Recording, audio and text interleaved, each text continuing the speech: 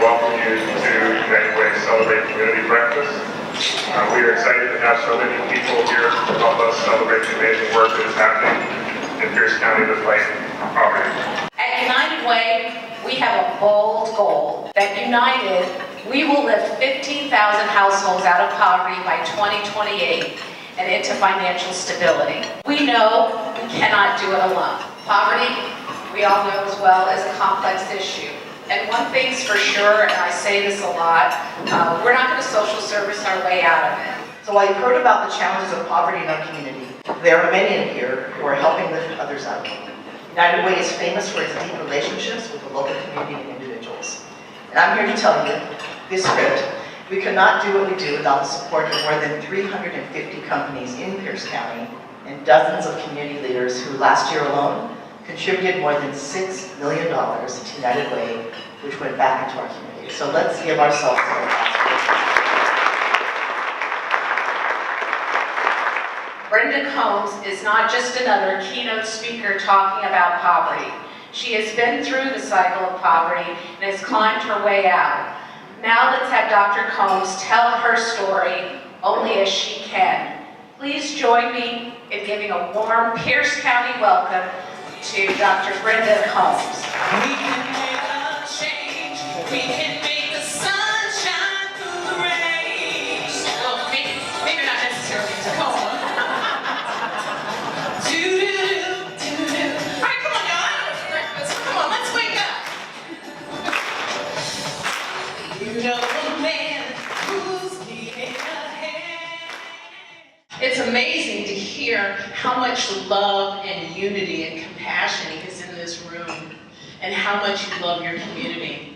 And I just want to share with you a little bit of my story, and then give you what I feel is the answer. Because we have the answer to ending homelessness and poverty, and the answer is in this room. You all have the answer. You all have the ability to change and impact lives. By the time I was in kindergarten, though, I was bullied by some older girls in the neighborhood. And I was older than my brother and sister, and so I've always been alone in a sense of going to school by myself. And so these girls bullied me, and it really affected how I saw myself. And I believe that it changed me, because I started to believe them. I believed that I was ugly. I believed that I wasn't going to have friends. I believed that nobody liked me, and I believed that I was never going to amount to anything, because that's what they told me. So eventually I met some girls who welcomed me into their circle. And this was the party girls. And it wasn't long before this group introduced me to drugs, and I welcomed it because I felt so isolated and so lonely. In less than a year, I went from being a normal functioning person to someone who could not stay out of the drug house and out of those neighborhoods and away from the gangs and those situations and everything that goes along with it. And honestly, before I knew it, I was totally addicted. And I found myself losing the little bit that I had. 10 years went by.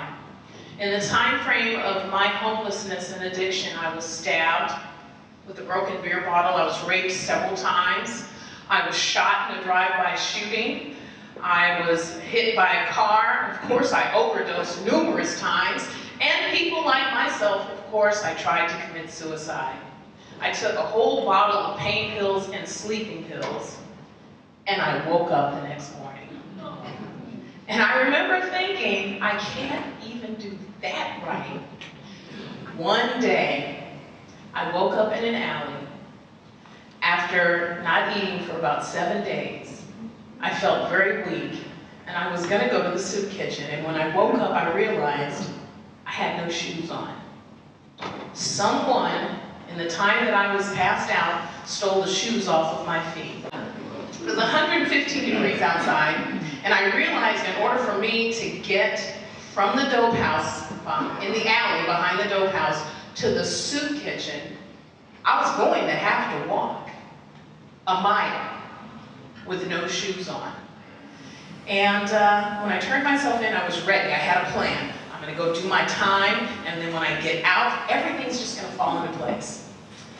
Well, when I walked into her office to turn myself in, and keep in mind, I was dirty, I hadn't had a shower, brushed my teeth, I smelled. She shook my hand, she took me back to her office.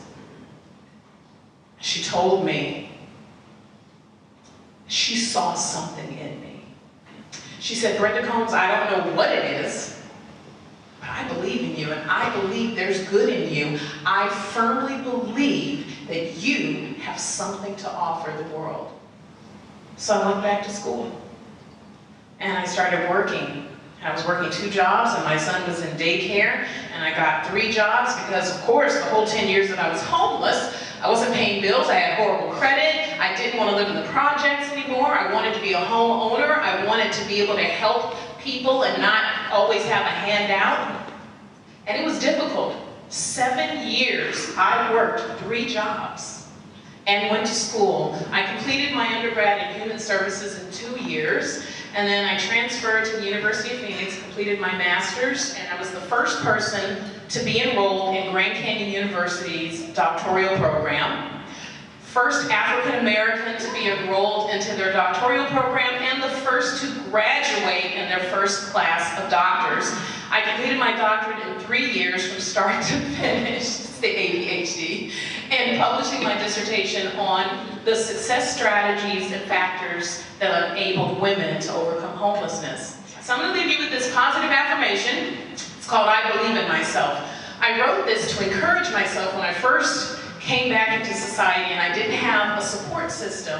I had to learn how to encourage myself, so I share this with you. I believe in myself and my ability to do my best because I'm intelligent and I'm capable of achieving greatness. I can learn, I will learn, I must learn. Today, I will think, I will listen, I will reason. Today, I will make the best choices, and my life will be a reflection of those choices. Today, I will read, I will write, I will learn to work with, love, and value others. I won't give up because to give up would be easier. It's easy to give up, but I won't because I'm too important. And I have goals and dreams that I have to see through. Just for today, I'm going to make the right choice, and I'm going to do the right thing, even when no one is watching. Thank you.